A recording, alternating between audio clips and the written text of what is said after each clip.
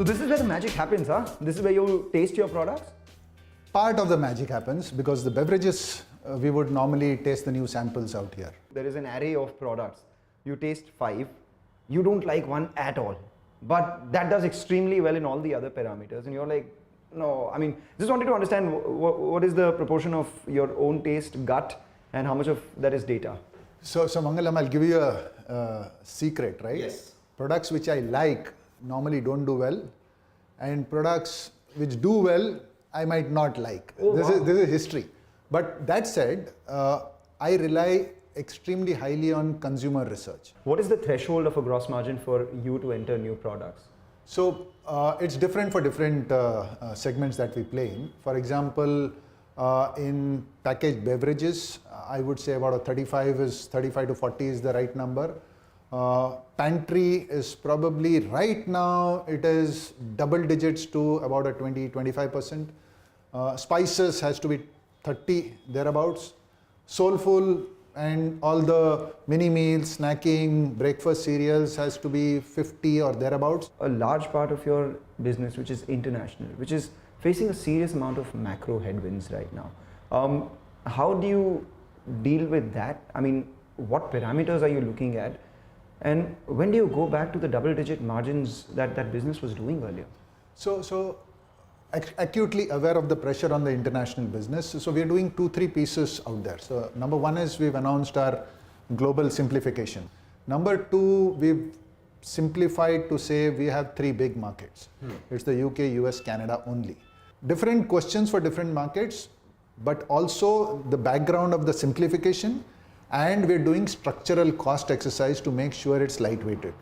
Because whatever cost I release in that business, I will plow it back into A&P, which is one thing which was missing. A&P and innovation was one thing which was missing in the international businesses. We've already started the background work on the simplification. We're waiting for the NCLT process in India to go through. We've started work on the cost structures out there, which will probably be about 3 to 6 months down the line.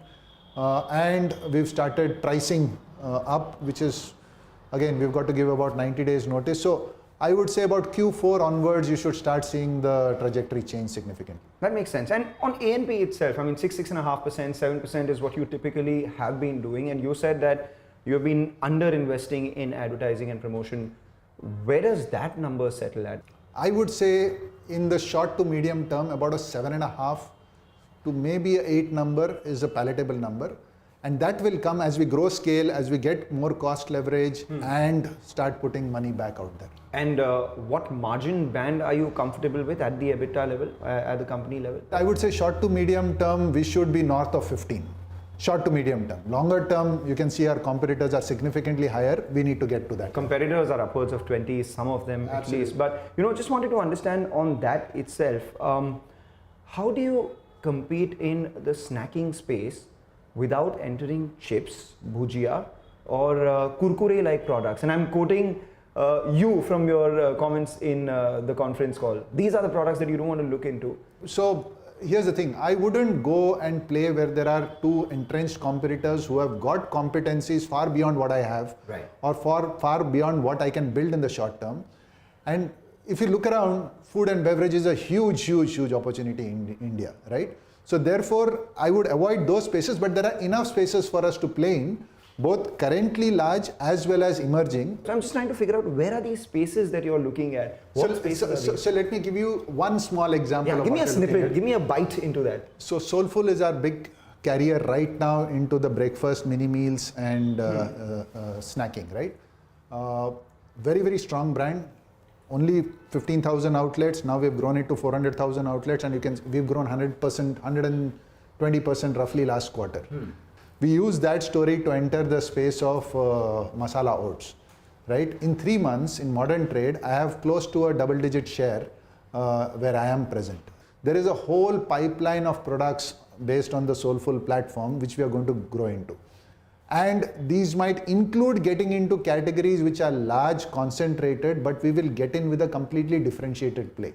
So we might not play that whole category, but we will slice it in a manner where we will play a specific end where the consumer is also looking for certain other benefits. You do see a lot of other competitors doing some really best-in-class things when it comes to selling digitally or having those data analytics sort of things to optimize and make it a lot more efficient?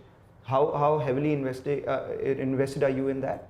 So just like I mentioned, we've put a huge amount of focus into the R&D and innovation team. We put a huge amount of focus on the digital team. Yes. We were coming from significantly behind. Like I said, we are about average right now.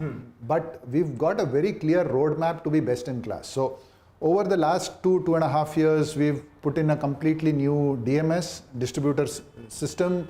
We've got a completely new Salesforce application. So now we've got real-time data of what the salesman does. Now that I've got data flowing, I need to move into the next level of two things. One is analytics on the data, and then predictive selling. Like what you mentioned. I mean, ideally, my dream is when the salesman lands up at the outlet, he pulls it up, he doesn't need to do anything. The geotag picks up this outlet, picks up the history, saying last time, by the way, the salesman, this outlet did not buy the Tetley 25s, did not buy the Soulful 100-gram pack, and did not pick up Tata Salt Light. Please do this. And by the way, if you need to offer a special deal, here is an extra deal. That would be magic, because then that takes out the data overload completely and transfers it to analytics, right? That's exactly what my question was pertaining to. As far as your Sampann and now in Rasa products are concerned, are consumers liking it? Because I've tried a few of them and they haven't been the best in class. Let's be honest out there. So I would sincerely urge you to try the Tata Sampann Yum side that we've launched in India. That brings me to my next problem, that not all products are always available at all the stores. Not yet, because we've just about relaunched this entire space maybe about just about 15-20 days back. We have launched the ready to eat. We've still not launched the ready to cook, the gravies. Those gravies are absolutely out of the world. And I should tell you this, we had a board meeting last month, right? Month of September. And for lunch, the only thing that we've served is either products, and we had not told the board that, we've served products which were either cooked in the gravies, so only the protein pieces were added in the gravies, and or the ready to eat products. And people couldn't make out the difference. And 5 to 10% EPS accretion on account of these simplifications will happen. Is there any more fruit to be had by shaking the tree a little more? One step at a time, right? So right now in the short to medium term, we can see that 4 to 5% once you finish this integration coming through. Of course, that's not the end. When you again look a little bit deeper, you'll find more opportunities. And it all boils down eventually to the return on equity and return on capital employed. Where we are significantly behind and we've got a long way to go.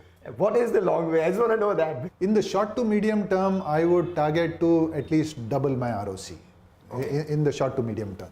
Your ideal revenue mix between international and India?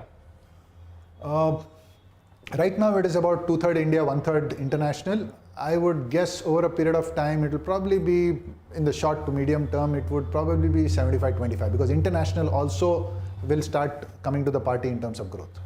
Your ideal mix between rural and urban? Oh, I would want, right now, like I said, we are 2/3 urban, 1/3 rural. Ideal state, I would say slightly longer medium term, if I may, I would want at least a 50-50. And your ideal revenue coming in from dry fruits? Right now, my run rate, annual run rate, and I'm talking like a startup, right? My annual run rate is about 40 to 50 crores, just online.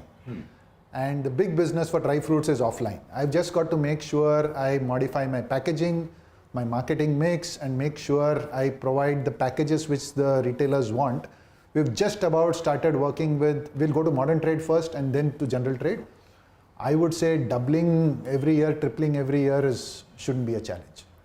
Your ideal mix for spices? Oh, spices, we're just scraping the, opportunity right now.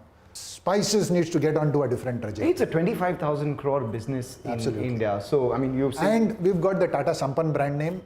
The catch is there is no significant national brand. There are one or two, but I wouldn't call them national brand because they don't play across. Tata name appears, it appeals to everyone in the country. I've just got to modify my product and my marketing mix to make sure I address the right consumers. On an average, a Starbucks store does what, 2.5, 3 crores of sales every year? Thereabouts. That would be the number. But the biggest thing that we figured out as we expanded Starbucks is, as we get into tier 2, tier 3 cities, we needed to connect better to the Indian consumer on the product, the menu, and the ambience. In addition, the Starbucks global team is very, very clear. India is huge opportunity now. So now the game is how fast can we scale. And if you look at any other market around the globe where Starbucks operates, we are under-indexed. So suffice to say that the next 300 will come at a much faster clip than the first 300. Oh, absolutely. And you're looking at what, 500, 600 stores in the next couple of years as a whole for the country? We are looking at a significantly expanded rate of store opening, I would say. And the partnership continues, right? Oh, absolutely. I mean, this is a partnership which has worked perfectly, right? I think the trust between the partners is so immense, and the values and ethics of both the corporations are so similar that it absolutely works brilliantly. What would an ideal retirement be for you? It's far away, I would presume. Let me say what my wife tells me. Yes. She said, you have to make sure when you retire, you're not sitting around and chewing my brains off, right? You've got to figure out something which keeps you occupied. When you would have left Tata Consumer, what kind of legacy would you like to leave behind? I would want to fulfill the aspirations which the group got me here for, which is to build the premier FMCG company in India. If we've done that, and that is across all parameters, then I would be happy. That would be great. Thank you so much. This was an amazing conversation, Mr. D'Souza.